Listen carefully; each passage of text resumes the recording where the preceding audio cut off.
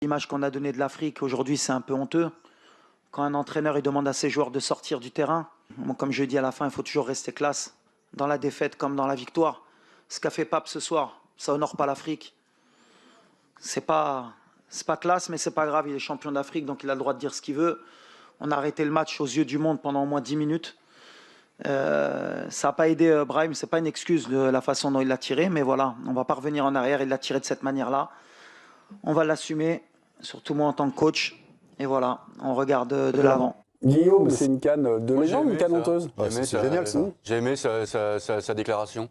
J'ai pas aimé l'hystérie de Thio. J'ai trouvé ça on aurait bien aimé qu'il s'exprime, Thio, mais on n'a pas laissé s'exprimer à la conférence. Non, c'était le bordel en conférence de presse.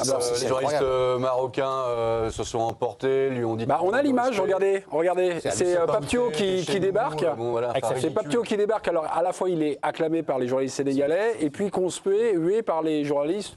Les journalistes pro-marocains. Voilà, ça va se terminer par un peu de friture sur la veille. Oui, vous voyez, il y a un peu d'embrouille. Pro-américain, pro-marocain ou pro-vassal. Cette conférence sera donc suspendue et annulée. Il y a quand même des choses proches du carreau. Quoi. Ça, c'est notre profession. On est journalistes, on a tous des cartes de presse.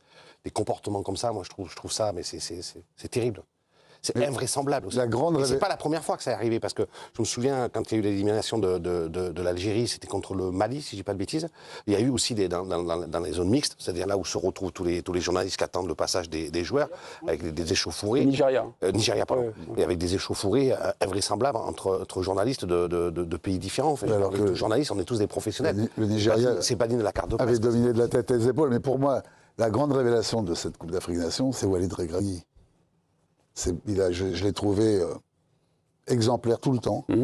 Il s'est fait allumer au départ, mais dans des proportions invraisemblables. On se demandait, alors qu'il vient quand même de faire une demi-finale de Coupe du Monde, que depuis le début de sa carrière d'entraîneur, il est devenu champion du Maroc, FUS Rabat, qui n'a jamais gagné un titre. Après, il a gagné la Ligue des Champions avec le WAC.